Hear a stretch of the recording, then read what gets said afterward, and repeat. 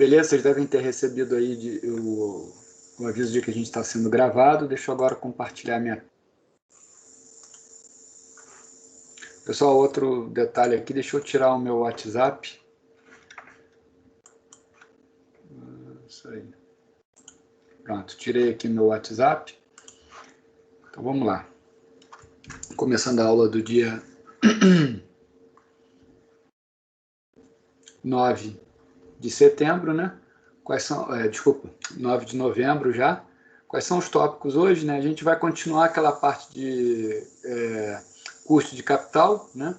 Então a gente vai continuar e terminar a parte de custo de capital e também vamos entrar e terminar já também a parte de estrutura de capital, tá certo? Então a gente vai ver hoje custo de capital e depois vai ver a estrutura de capital, ok? Hoje eu vou usar um pouquinho mais do material que já está lá na plataforma, que é um material que eu uso como apoio para essa parte, né, para evitar escrever no quadro e ficar bastante tempo, né, escrevendo. Eu trouxe já pronto, né, e vou aqui, claro, à medida dos exercícios aqui, eu vou resolver aqui do lado no quadro, tá ok, pessoal? Qualquer dúvida aí, por favor, só abrir o microfone e falar, tá? Levanta o braço aí quem está vendo a minha tela compartilhada, só para... Tá, beleza, então tá todo mundo vendo aí o que eu estou mostrando. Bom, pessoal, como eu disse para vocês na aula passada, né, só relembrando aí então, o que é o custo de capital? Ele é formado por duas partes, né? A primeira parte é o capital de terceiros, tá certo? E a segunda parte é o capital.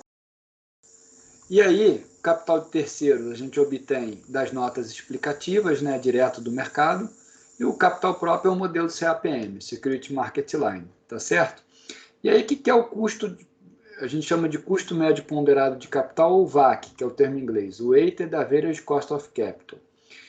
Ele é a média ponderada das fontes de financiamento, né? Então, ele é o WE, que é o quanto eu tenho de capital próprio, né, que multiplica o custo de capital próprio, mais o WD, que é o custo de dívida, custo de dívida não, a fração que eu tenho em dívida, vezes o custo da dívida, que a gente chama de KD, tá certo? Então tá aqui, ó, quais são a composição das fontes de financiamento de uma empresa? Capital próprio, que a gente coloca o E vem de equity, né, capital próprio, e o D, capital de terceiro, tá certo? De dívida, tá certo? E o valor, né, de uma empresa é composto por E mais D. Lembra que na aula passada eu dei o exemplo da pessoa que tem uma dívida de 1 milhão e na conta 1 milhão, e outro que só tem, né? Desculpa o termo aí, só não, né? Um valor bem elevado. Tem na conta 1 milhão. Quem vale mais perante o mercado? Quem vale mais é aquele que tem dívida mais o que ele tem na conta, porque aí entra somando a dívida, né? Aqui, ó, veja que a dívida entra somando, então o valor de mercado é a soma dos dois. Tá certo, pessoal? Bom, então está aqui, ó, o valor de mercado, né, é o valor do equity, patrimônio líquido, mais as dívidas, tá? O que é o WE? WE é exatamente o E sobre V, né? Se eu considerar, ó, se eu dividir tudo por V aqui, ó, V sobre V, vai ser E sobre V, mais, desculpa, aqui é V, né? Mais D sobre V. Ih, ele entendeu que isso aqui é um triângulo, desculpem aí, gente. D sobre V. Então, ó, isso aqui, ó, V sobre V vai dar 1. Isso aqui é exatamente essa fração, né? Aqui seria o WE, né, o quanto eu tenho em patrimônio líquido, e aqui é o quanto eu tenho em dívida, WD, tá certo? Então vamos ver um exemplo numérico aí, pessoal, de cara para a gente entender aí a lógica, tá? Então vamos lá, o exemplo 1. Exemplo 1. Uma empresa possui 1 milhão de ações, então o N ali é 1 milhão. 1 milhão de ações. Negociadas atualmente é o valor de R$20. Então, o valor de mercado, preço P, é de 20. Sabendo que o valor de mercado das dívidas emitidas pelo 5 milhões, então olha só, as dívidas valem 5 mil milhão, 5 milhões. Pergunta-se, qual o percentual de capital próprio e de capital terceiros no capital total? Ora, o patrimônio líquido, quanto que é? É 1 milhão que multiplica os 20. Tá? Pessoal, vou botar, na verdade, vou botar em vermelho, tá? Tudo, isso aqui é dado do problema. Isso aqui já começa a resolução. Então, vou botar aqui, ó, resolução. tá certo? Do problema. Então, qual é o patrimônio líquido aí? Patrimônio líquido, então, o equity é 20 milhões. Então, qual o valor total da empresa? O V vai ser o E mais o D. Ora, o E eu acabei de calcular, 20 milhões, mais a dívida. A dívida ele deu também, 5 milhões. 5 mil, milhão. Então, se eu fizer aqui, ó, o valor total da empresa vai ser 25 milhões. Então, como é que é a estrutura de capital dela? Bom, primeiro é o E sobre V, que é 20 milhões sobre 25 milhões. Cortou esses zeros aqui com esses zeros aqui. Então, dividiu por 5, né? Ficou 4 quintos. 4 quintos também é conhecido por 80%. E o dívida sobre o valor da empresa, a dívida é quanto? A dívida é 5 milhões. Então, 5 sobre 25. Então, aqui vai dar 1 quinto. Não poderia deixar de ser, né? Tem que dar o complemento aqui. 20%. Isso é o que eu chamei lá em cima de WE. E aqui é o WD. Legal, pessoal? Beleza. Essa é a estrutura de capital. Tá ali, ó. O E sobre V 80 e o D sobre V 20. Tá resolvido. Tá? Exemplo fácil. Tranquilo. Então, pessoal, o que é o custo médio ponderado de capital? Já botei lá em cima, né? Ou VAC, custo médio ponderado de capital, é a fração que eu tenho em capital próprio, que multiplica o custo de capital próprio, mais a fração que tem em dívida, vezes o custo da dívida, tá? Bom, mas aqui, observa que ela só serve num mundo que eu não tenho impostos, porque a gente sabe que para a empresa se endividar, existe um benefício fiscal, porque aquela dívida abate do cálculo do imposto, né? Então, está escrito aqui, né? Os juros são dedutíveis para fins fiscais. Então, pode afirmar que o governo ele vai cobrir uma parte dos juros pagos. Então, a taxa de juro após o imposto, ela é dada pelo custo da dívida que multiplica o líquido, tá certo? Que é 1 menos a alíquota de imposto. Então, adotando a fórmula do mundo dos impostos, né? O custo médio ponderado de capital com imposto, como é que ele fica? Ele fica, então, o VAC, ele vai ser aí de novo, né? Que eu não estou resolvendo exercício, vou voltar para a minha cor preta. É a sobre V, que multiplica o custo do patrimônio líquido, mais, aí sim aqui eu vou adaptar a fórmula, né? Continua a dívida sobre o valor da empresa vezes o custo da dívida, que multiplica o benefício fiscal. Tá legal? Veja que isso daqui é um redutor, né? Isso daqui é menor do que 100%. Então, reduz isso aqui. Se reduz, o VAC diminui. Lembra que a empresa quer diminuir o VAC, né? Porque o VAC é usado para calcular o valor da empresa, tá? Lembrando da aula passada, tá? O que é o valor da empresa? O valor da empresa é o somatório. É o somatório dos fluxos de caixa trazidos para o presente usando qual taxa? O VAC. Tá? O J vai de 1 até o infinito. Então, qual o seu objetivo aqui? O seu objetivo é minimizar o VAC, tá certo? É minimizar o VAC. Tá ok, pessoal? Bom, beleza. Se eu minimizo o VAC, eu aumento o VE, tá certo? A relação aqui é contrária. Tá legal? Beleza, então, o meu objetivo é diminuir o VAC. Se isso aqui diminui esse resultado, então eu vou realmente querer minimizar isso aqui. Eu vou querer diminuir isso aqui. Tá bom? Beleza. Então vamos ver um exemplo aí numérico. A empresa DD Linha & Co. possui 1 milhão de ações cotadas a R$ 35. As dívidas da empresa são negociadas publicamente e recentemente estavam cotadas a 80% do seu valor de face. Aí lembra que tudo em vermelho é o exercício. Então, vou falar assim, o exercício com CAPM, com custo médio ponderado de capital quando eu tenho imposto, tá? Então, as dívidas estavam recentemente negociadas a 80% do seu valor de face, 6,25 milhões. O seu preço atual reflete um retorno esperado de 12%. A taxa livre de risco, então o RF, é de 8%. E a taxa, o retorno do mercado, é de 12%. Repara que aqui ele não deu prêmio de risco, né? Ele deu cada uma das variáveis separadas. Ó. A taxa livre de risco é 8%, e o retorno de mercado é 15. Ah, desculpa, eu botei errado aqui, né? Aqui é 15. Então, deixa eu deletar aqui. Isso aqui é 15%, tá? Sabemos que o beta estimado da DD, então o beta da DD é de 0,75 e que a alíquota de imposto de renda, né, o T, é 27, qual é o VAC da empresa? Então, primeira coisa, pessoal, a gente tem que calcular o custo, né, do patrimônio líquido, tá certo? Como é que é o custo do patrimônio líquido? O custo do patrimônio líquido ele é RF mais beta, que multiplica o prêmio de risco, que é RM menos RF. Então, o RE vai ser o RF, que é 8%, mais beta, que é 0,75, que multiplica o RM, 15, menos o RF, que é 8%. Tá legal? Então, se eu fizer aqui as contas, o RE vai dar 8% mais 0,75, que multiplica essa diferença aqui. 15 menos 8 é conhecido por 7%. Né? Então, vou colar lá do próximo slide, que já tem o resultado. O RE vai dar... Ih, pulei direto aqui. Ah, não, tá aqui. Ó. 13,25. Tá legal, pessoal? Beleza?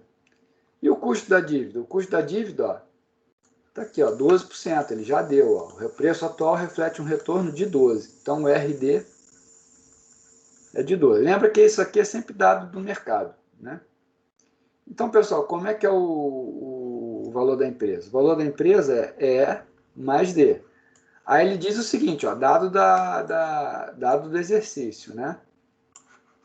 É R$35, né? Ó, voltando aqui, ó, 35 a 1 milhão. Tem 1 milhão de ações a 35. Então, quem é o D? O D é o número de ações, milhão, que multiplica 35. Então, qual é o valor ali? É 35 milhões, o valor do equity, tá certo? E da dívida? O da dívida é o seguinte, ele diz que 80% do valor de face, que é 6,25. Então, a dívida, ela é 80%, que é 0,8, que multiplica 6,25 mm. Aí, pessoal, vou colar aqui do meu material, para não fazer conta aqui, vai dar 5 milhões. Então, quem é o V? Quem é o valor da empresa total? É o D mais o E. Então, vai ser 35 milhões mais 5 milhões. Então, o valor total da empresa vai ser 40 milhões. Só que ele não quer isso, né? Ele quer o custo médio ponderado de capital. Então, vamos lá. Quem é o custo médio ponderado de capital? Vai ser E sobre V, que multiplica KE, mais D sobre V, que multiplica KD, que multiplica 1 menos TC. Então, quem é E? E é 35, né? Aí, pessoal, vou editar, colocar 1 milhão, né? Porque vai cortar tudo, ó. Então, é 35 sobre 40, que multiplica o KE eu calculei aqui em cima. Vamos achar ele, ó. Tá aqui, ó, 13,25. 13,25 mais a dívida. A dívida está onde ela? Está aqui, 5 sobre 40, que multiplica o custo da dívida é 12, que multiplica 1 menos TC. O TC, pessoal, era 27, se eu não me engano, confere? Deixa eu ver aqui, 27, tá certo, é 1 menos 27. Aí, pessoal, só fazer essa conta toda aqui, tá certo? Então, se vocês forem olhar aqui, ó, tá aqui a fórmula, ó. Exatamente, só botou, eu botei K em vez de R, tá? Vem do termo em inglês, cost. Se bem que cost é com C, né? Mas enfim, os livros em inglês usam K, tá? Então, se você for substituir aqui, ó, o VAC, né, ou CMPC, custo médio ponderado de capital, ou termo em inglês VAC, é o Weighted Average Cost of Capital, vai dar 12,69. E aí, a gente terminou esse exercício aí.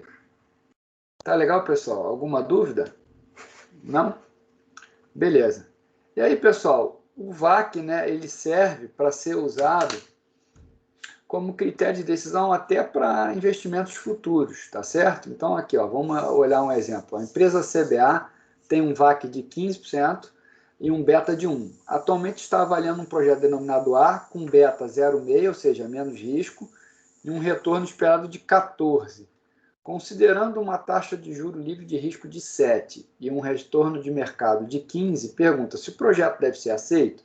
Então, primeira coisa, você deve calcular qual o retorno do ativo, tá certo? Quem é o retorno do ativo? Vai ser a fórmula do CAPM. É o ativo livre de risco mais o beta, que multiplica o prêmio de risco. Está dando 11,8, tá? Então, eu estou ajustando o custo pelo risco, para poder tornar isso comparável. Eu só posso comparar banana com banana, tá certo? Então, ao usar a fórmula do CAPM, eu estou equalizando essa questão do beta, tá certo? Então, ó, quando ele usa ali o 11,8, né, chegou ali à conclusão, então é o seguinte, ó, se usarmos o VAC como taxa de corte, a resposta é não, tá certo? Por que que eu não vou aceitar? Porque é o seguinte, né? Eu tenho 14%, tá certo? Ó, meu VAC é 15%, então, pô, tá dando... Eu vou diminuir, né? Se o meu VAC é 15%, eu vou aceitar um projeto com menor rentabilidade? Não, né? Então, eu vou dizer que é não. Agora é o seguinte, se a gente usar a linha de mercado de títulos, né, ou seja, o modelo CAPM, o que eu vou ver ali? Bom, estou vendo que o retorno do ativo 14 é maior do que o 11,8, né, que é o retorno do ativo. Então, diria que é sim. E aí a questão é, qual é o que eu uso? O VAC ou a linha do mercado de títulos, né? Então, pessoal, para a gente não ficar nessa dúvida, né, o que a gente faz? Ó, aqui tem um gráficozinho do que pode ser errado e do que é o certo, tá certo? Quando você olha ali, ó, o projeto A, tá? Tá dando 11,8, aqui no meu gráfico, ó, tá dando uma rejeição incorreta, tá vendo? Bom, é errado rejeitar esse projeto A? Por que é errado rejeitar o projeto A? Porque, na verdade, a linha de títulos é a que é a sua balizadora, e não o VAC, tá certo? Então, se vocês lembrarem disso, bom, a linha de mercado de títulos que é a minha balizadora, ou seja, é a Security Market Line, que é essa linha aqui que é a balizadora, eu nunca vou errar, tá certo? Eu nunca vou decidir errado, tá? Então, para a gente nunca errar, para nunca se confundir, usa sempre a Security Market Line como critério de decisão para novos projetos, tá bem?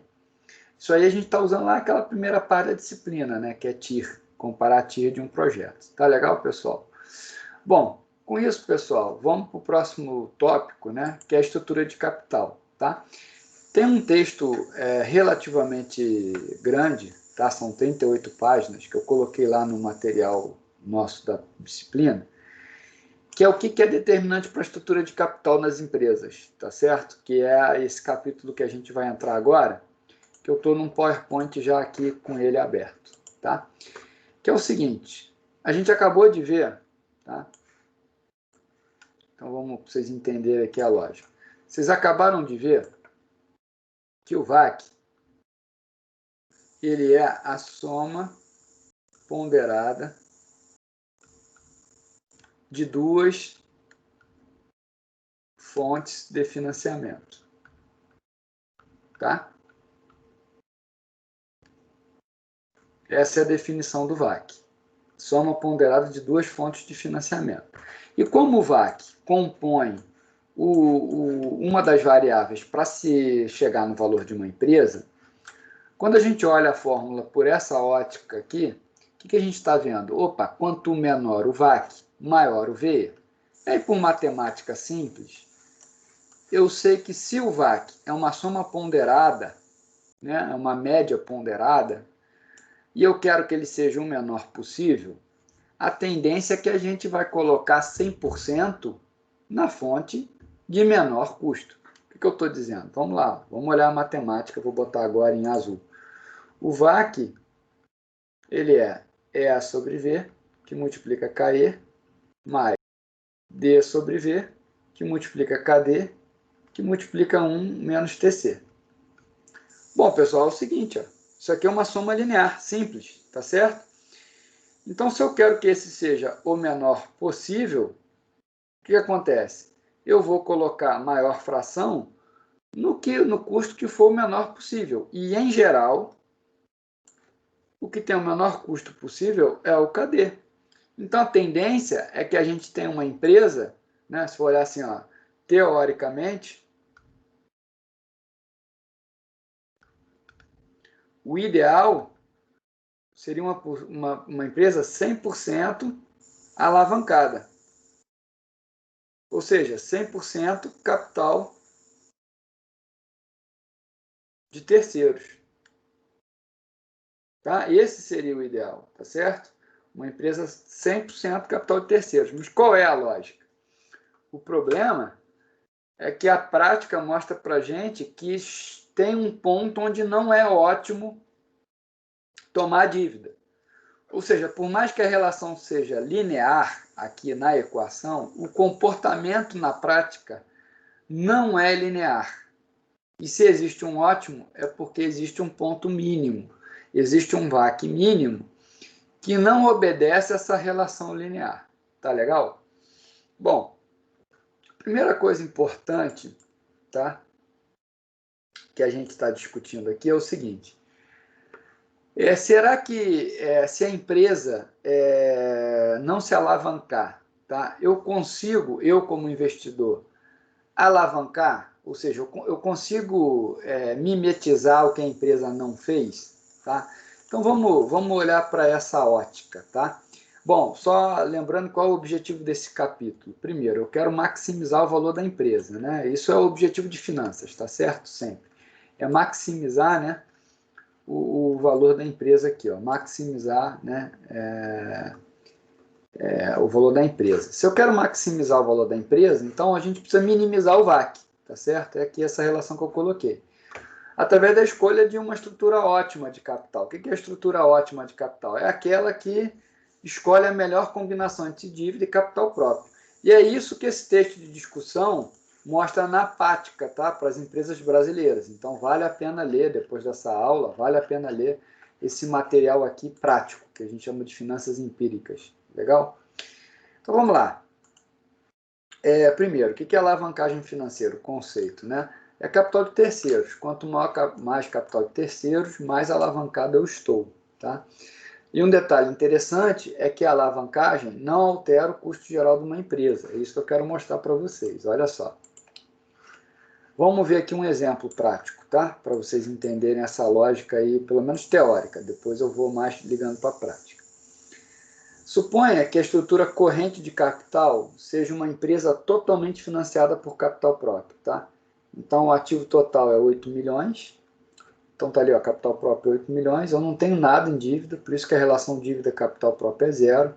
O preço da ação é 20, tá? E o total de ações que eu tenho são 400 mil. A taxa de juros de mercado é 10 mil. Tá? Eu vou propor a seguinte estrutura, tá? Por isso que está ali proposta. O ativo total continua sendo 8 milhões, só que agora eu vou pegar 4 milhões em dívida e 4 milhões em capital próprio. Então, qual é a relação dívida-capital próprio? Ora, 1, né? 50% sobre 50% dá 1. O preço da ação não muda, 20. Total de ações, ora, se eu peguei metade e financei, eu tenho metade das ações, né? A outra metade está em dívida. Então, eu tenho 200 mil ações. A taxa de juros inalterada, tá certo? Bom, qual a influência da dívida no resultado da empresa, tá? Se o lucro antes de juros é 500 na primeira hipótese, depois 1 milhão e depois 1 milhão e 500. Bom, vamos lá. Se é 500, 1 milhão e 500, na estrutura de capital corrente, como eu não tenho dívida, eu não tenho juro nenhum a pagar. Então, o lucro líquido é igual ao lucro antes dos juros. Tá legal? E aí, quem é o retorno sobre o patrimônio líquido, o ROI? É 500 mil sobre, quem é o patrimônio líquido aqui? 8 milhões, é o E, certo? Então, eu vou ter 500 mil sobre 8 milhões, vai dar 6,25. Aí, 1 milhão sobre 8 milhões, vai dar 12,5. E aí, 1 milhão e meio sobre 8 milhões, vai dar 18,75.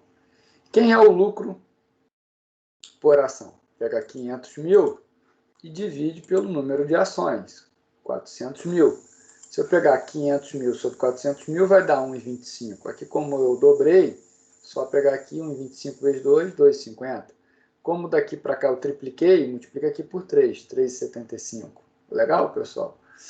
Então, esse é o lucro por ação. Agora, vamos olhar quando a empresa está alavancada, naquela relação de 50% aqui, tá? Bom, quando ela está alavancada, o lucro antes do juro, obviamente, não muda, tá certo? E qual é o pagamento de juro? Olha, é 10% em cima de 4 milhões. 10% em cima de 4 milhões, não importa o cenário, vai dar 400 mil, 400 mil, 400 mil. Fechado, gente? Então, quem é o lucro líquido? Vai ser 500 menos 400, 100, 1 milhão menos 400, 600, 1 milhão e 500 menos 400, 1 milhão e 100. Legal? Quem é o retorno sobre patrimônio líquido? Agora vai ser 100 mil sobre... Quem é o patrimônio líquido? 4 milhões, porque agora a metade está em dívida e a outra metade no patrimônio líquido. Então, o que acontece? O meu ROI vai ser 100 mil, ROI, lembrando, é o retorno sobre patrimônio líquido. É 100 mil sobre 4 milhões. 100 mil sobre 4 milhões vai dar 2,50. E aqui, como eu multipliquei por 6, é só multiplicar aqui por 6. Como eu multipliquei aqui por 11, basta multiplicar aqui por 11. O que eu estou vendo? Agora, o lucro por ação é 100 mil que divide o número de ações. O número de ações agora é 200 mil. Então, 100 mil sobre 200 mil vai dar 50 centavos. 600 mil sobre 200 mil, né? Aí dá para fazer de cabeça, vai dar 3. 1 milhão e 100 sobre 200 mil vai dar 5,50. O que eu estou vendo aqui, pessoal? Acho que todo mundo consegue ver isso bem claramente. Quando eu comparo uma com a outra, eu estou vendo que à medida em que eu me alavanco, o meu lucro por ação aumenta. Né? Ali, ó, era 2,50, foi para 3, era 3,75, foi para 5,50. Estão vendo? Claro, aí também, ó, em recessão, era 1,25 na estrutura sem dívida, com dívida foi para 50 centavos. Então, existe claramente aí um ponto onde eu tenho mais lucro por ação quando eu estou alavancado do que quando eu estou sem alavancagem. Então, o que acontece aqui? Ó? Quando eu estou, existe um break-even, né, um ponto de equilíbrio, que aqui no caso é 800 mil, se vocês forem fazer aqui a conta com 800 mil, vocês vão ver que vai dar igualzinho, tá? Em que eu tenho vantagem em me endividar, porque aumenta o lucro por ação. E abaixo daquele ponto eu tenho desvantagem em me endividar, porque o lucro por ação cai. E quando o lucro por ação é 800 mil, eu tenho um ponto de equilíbrio, tá legal? Isso assumindo o quê? Uma relação totalmente linear, tá certo? Só qual é o detalhe aí? Bom, vamos lá, para as conclusões primeiro. O efeito da alavancagem, obviamente, depende do lucro antes dos juros e impostos, né? Quando o lucro antes dos juros e impostos é alto, a alavancagem é benéfica. É claro, pessoal. Por quê? Eu pagando imposto, a minha base vai ser menor de imposto, porque eu deduzo aquilo da base do lucro. E aí eu vou pagar menos, o retorno vai aumentar porque eu vou pagar, o imposto é dedutível daquela base. Por isso que eu falei do VAC, né? Do benefício de se endividar. Você tira da base de imposto, você tira da conta um valor. Então, o teu lucro aumenta por unidade monetária, porque você está tirando uma fração dali de dentro, né? Então, o que a gente está vendo? A alavancagem aumentará o retorno dos acionistas, né? Medido pelo ROI e pelo lucro por ação, como a gente acabou de ver. Só qual é o detalhe? Que é isso que o gráfico não mostra, né? Existe um ponto aqui que vai te dizer o seguinte, olha, se endividar vai trazer algum malefício, né? Se trouxesse só benefício, todo mundo se endividaria, todo mundo que eu digo, todas as empresas, né, CNPJ só se endividariam. Mas claramente existe um ponto aí que eu tenho desvantagem, né, em me endividar, tá certo? E que ponto é esse, né? Bom, antes de responder essa pergunta, o que a gente tem que observar, né? Que eu posso olhar a ótica de estrutura de capital pelo investidor e perceber que não é relevante para ele o que a empresa fez ou não, tá? Então, é o que a gente chama de alavancagem feita em casa. Vamos ver um exemplo aqui. Ó. Vamos supor que a empresa não se alavancou, mas o investidor vai se alavancar. Vamos lá. Então, qual é a hipótese aqui?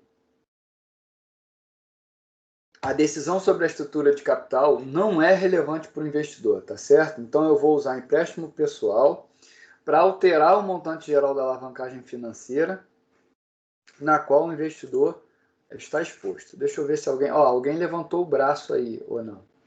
Não levantou não. Deixa eu ver se alguém está falando alguma coisa no chat ali. Também não.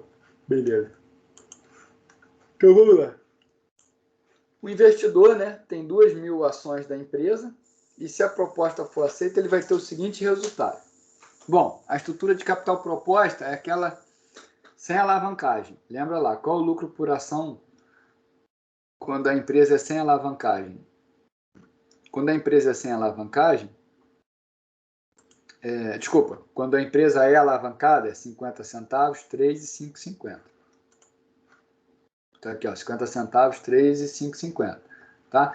Se a proposta for aceita, ou seja, se a empresa se alavancar, vai ter o seguinte resultado aqui. Ó, se ele tem 2.000, o que vai acontecer? Bom, se a empresa se alavancar, eu vou usar 1.000 aqui, porque o restante vai estar em dívida. Tá? Caso não seja aceita, qual vai ser a situação? Vai ser aquela antiga, né? 1,25, 2,50, 3,75. Aí ele vai multiplicar o quê? Ele vai multiplicar por 1.000, tá certo? Desculpa, por 1.000. Por 100 aqui, para chegar no lucro total. 125, 250, 375, tá?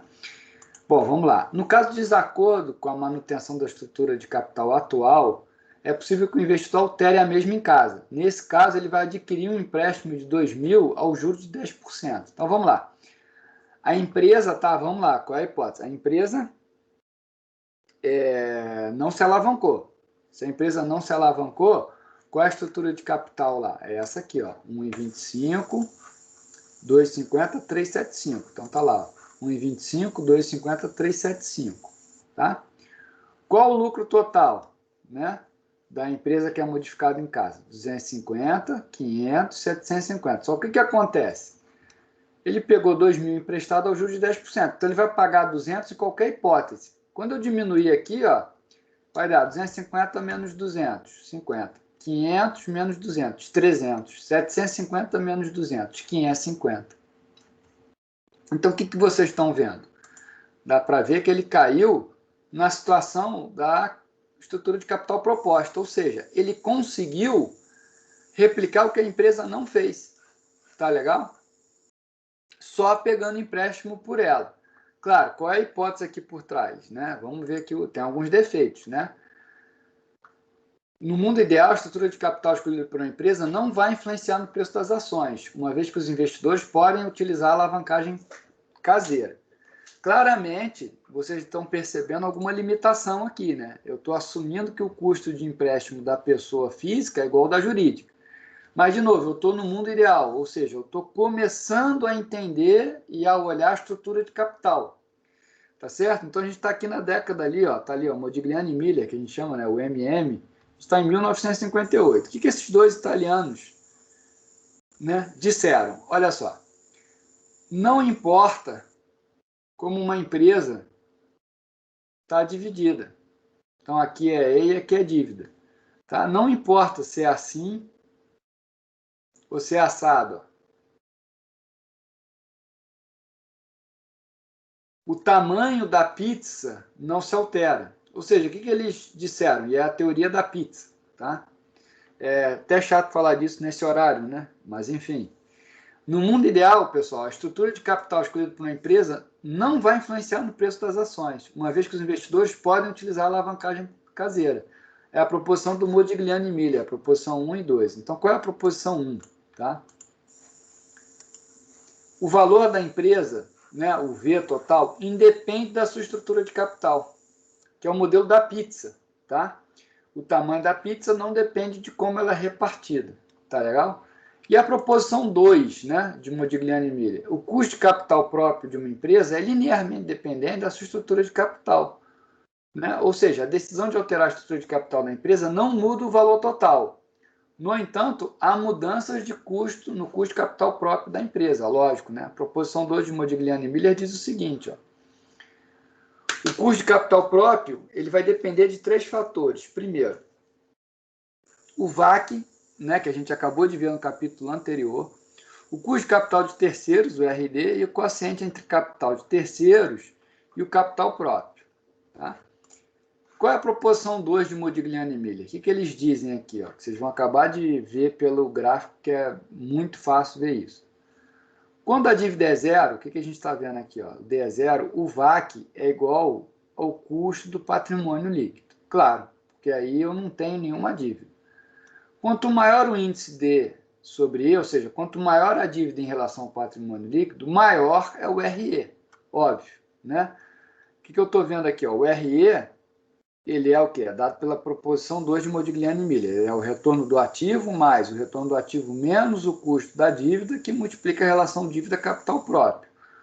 O VAC, a gente acabou de ver no material anterior, ele não depende da relação dívida-capital próprio. Por quê? Quando eu diminuo um, o outro aumenta. A gente acabou de ver isso no material.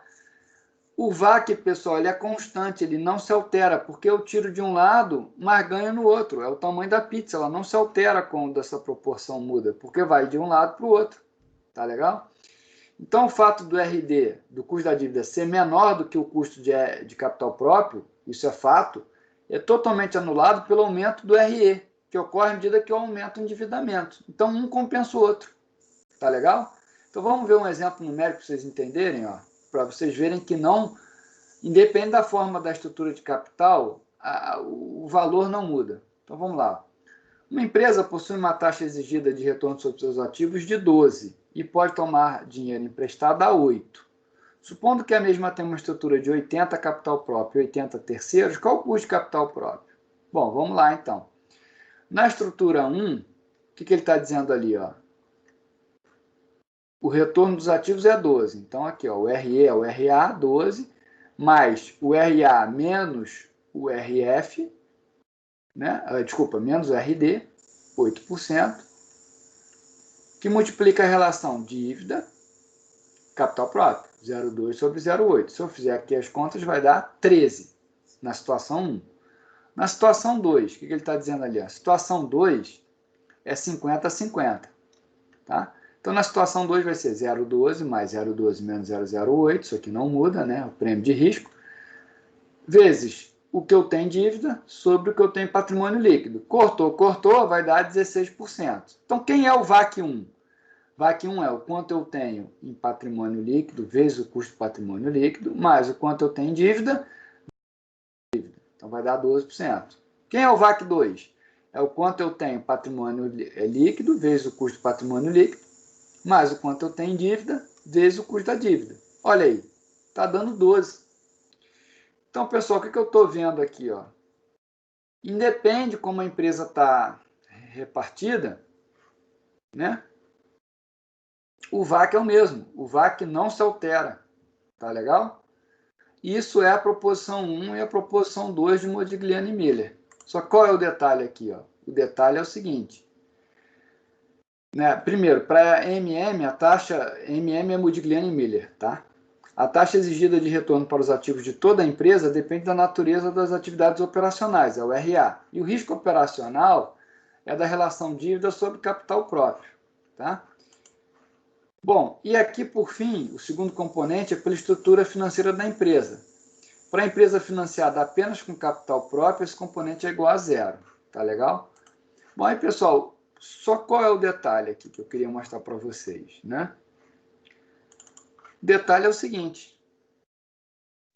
A proposição 2 de Modigliani e Miller, que a gente acabou de ver, assume que tudo é constante. Só qual é o detalhe aí, pessoal? O detalhe é quando eu tenho imposto. A gente acabou de ver que existe uma situação em que eu possa ter uma empresa alavancada, tá certo? E a alavancagem faz com que eu pague menos imposto, né? Então, olha aqui um exemplo aqui para vocês entenderem que a conta do imposto vai alterar essa relação de Modigliani e Miller. Então, olha só. os juros são dedutíveis, né, quando eu tenho capital de terceiros. Então, empresa L, que significa leverage, né, é de alavancada, e U é unleverage, desalavancada. Então, vamos ver aqui um exemplo. Ó. A empresa Lagi tem um Lagi de 1.000, tá? A empresa U não tem dívida, a empresa L emitiu R$ 1.000 em dívida, que pagam 8% ao ano. Então, vamos lá. A empresa U, sem dívida, tá? 1.000. Não tem juro a pagar, então o lucro antes do juro é 1.000. E o imposto de renda é 300. Então, o lucro líquido, só diminuir aqui, 700. A empresa alavancada, o L vem de leverage, alavancada, vai pagar um juro de 80, porque aqui, ó, ela pegou, emitiu, né, esse dinheiro entrou no caixa dela, vai pagar 80 de juro. Então, qual o lucro antes do juro? 920. Só qual o detalhe aqui, ó? Ela vai pagar menos de imposto, pessoal. Por que ela vai pagar menos imposto? Porque a base do imposto é menor. É esse que é o tal do benefício fiscal que eu falei há um tempinho atrás, há cerca de 20, 25 minutos atrás. Quando eu tenho benefício fiscal, o que acontece aqui, pessoal? Eu tenho justamente aqui ó, o lucro líquido, quando eu faço aqui 920 menos 276 dá 644. E aqui dá 300. O que acontece aqui? Ó? 300 menos 276 dá 24. Então, o que acontece? O valor da empresa L, né, alavancada, se eu pago menos imposto de renda, é porque eu tenho esse benefício de 24 a mais por ano. Porque lembra, qual o fluxo de caixa dos ativos? Aqui que está o detalhe. É o lucro antes dos juros menos o IR. Então, ó, o lucro, o Lagi é 1.000, menos o IR 276, então eu vou ter 24 a mais em relação aqui, ó, 1.000 menos 300. Porque lembra, o fluxo de caixa dos ativos é medido por isso aqui, né? É o Lagi menos o IR. E o que é o valor da empresa? É medido pelo fluxo de caixa dos ativos. Então, eu tenho um efeito alavancagem que faz aumentar o valor da empresa. Então, aquilo que o Modigliani Miller falou só serve num mundo sem imposto. Num mundo com imposto, existe um benefício que a gente chama de VL, o valor da empresa alavancada, que é o valor da empresa desalavancada, mais esse pagamento aqui do imposto. Tá certo? O valor cresce. Tá legal? Só qual é o detalhe aqui? O detalhe, até o exemplo anterior, a gente acabou de fazer, né? Ó, deu 12%. Quando eu coloco o IR de 30%, o que eu observo? A empresa com maior alavancagem, que é a situação 2, vai ter um VAC menor, que é justamente o que eu falei para vocês no início do capítulo. Eu quero que uma empresa tenha o menor VAC para poder aumentar o valor dela. Então, olha só esse exemplo aqui. Ó. É o mesmo anterior, só que agora eu estou considerando um mundo com imposto, de 30%. O RE2 vai para 14,8%, aí quando eu coloco aqui na média ponderada, o VAC2 cai. Então, eu vou me alavancar. E aí, qual é o detalhe? Se eu fizer aqui as contas, pessoal, vocês vão ver que o ideal é me alavancar 100%. Só que o que acontece? Qual o detalhe? O detalhe é que aparece uma coisa que chama custos de falência. Quanto maior a relação dívida-capital próprio, maior a probabilidade que a empresa seja incapaz de pagar a dívida. Então, a empresa vai tomar emprestado até um ponto em que R$1 a mais de dívida não altera o VAC dela. Porque à medida que o VAC aumentar por causa do custo de falência, eu paro de tomar emprestado. Tá? E quais são os custos diretos de uma falência? Primeiro é o custo de falência, né? Associado direto ao evento em si. Porque é um evento até, digamos, legal. Digamos não, né? É um evento legal, tem custo de advogado, tem custo dos credores, enfim, uma série de custos envolvidos. E quais são os custos indiretos? É aqueles relacionados às vendas e investimentos perdidos, fora o risco de imagem, tá certo? Que é um risco indireto, um custo indireto, tá? Então é o seguinte, tomar emprestado é vantajoso? Sim, mas até que ponto? Então existe um trade-off entre o benefício de me tornar endividado e o custo da dificuldade financeira, tá certo? Então, pessoal, aí a teoria não te explica. Na verdade, aí vai ser por gráfico mesmo. Eu sei que vai linear até um ponto em que começa a ter mais malefício tomar emprestado do que benefício. Então, o valor da empresa começa a cair a partir desse determinado ponto. Então, é esse ponto aqui que é o ponto ótimo de tomar emprestado. Tá legal? Então, aí é o que a gente chama de teoria estática da estrutura de capital da empresa. Tá certo? Então, a diferença entre o valor da empresa de acordo com a teoria estática, que é isso aqui que a gente está vendo, e o valor da empresa de acordo com Modigliani e Miller com imposto, é a perda que decorre em função das dificuldades financeiras. Tá legal? Então, a gente vai parar no ponto em que a gente não tem mais malefício de tomar emprestado, que a gente chama isso de teoria estática. Então, vamos lá. Caso 1 é o Modigliani e Miller sem taxa. Ó. O valor da empresa desalavancada não muda. O valor com taxa, eu vou tomar emprestado ao máximo possível. Esse é o Modigliani e Miller com taxa, porque tem o benefício do imposto. Tá? Só que aí vem o caso 3, que é a teoria estática. Tá certo? Em contraposição à teoria de Modigliani e Miller. Ela vai te dizer o seguinte, olha, tomar emprestado não é linear. Ele faz com que tenha um determinado ponto em que eu vou ter mais malefício do que benefício de tomar emprestado. Tá? E aí, nesse ponto, eu vou parar. Tá legal, pessoal? E aí, o VAC corresponde exatamente a esse ponto aqui do valor máximo da empresa. Tá certo? Aqui é o VAC. Tá legal? Isso tudo, claro, teórico. Tá bem, pessoal? É o seguinte, na próxima aula, o que eu vou fazer? Eu vou fazer uma série de exercícios com vocês, até treinando para a prova já, né? Para ver como cai, como eu vou abordar isso na prova, tá? Recomendo a vocês a lerem o capítulo do livro, né? De estrutura de capital, já tinha pedido isso para vocês, né? E governança corporativa, que são os próximos temas nossos aí. Tá legal? Bom, pessoal, deixa eu abrir minha câmera agora. Deixa eu ver aqui se tem alguns... ninguém falou nada. Alguma dúvida, alguma pergunta aí, pessoal, do material de hoje? Bom, então, na quarta-feira, agora, tá? A gente vai fazer alguns exercícios, eu vou trazer já para vocês, né? Propostos aí, vou comentar com vocês, para a gente poder discutir. Tá legal? Nenhuma pergunta, nenhuma dúvida? Então, pessoal, por hoje, então, desejo aí boa noite a todos. Então, a gente se vê na quarta agora. Obrigado aí, boa noite.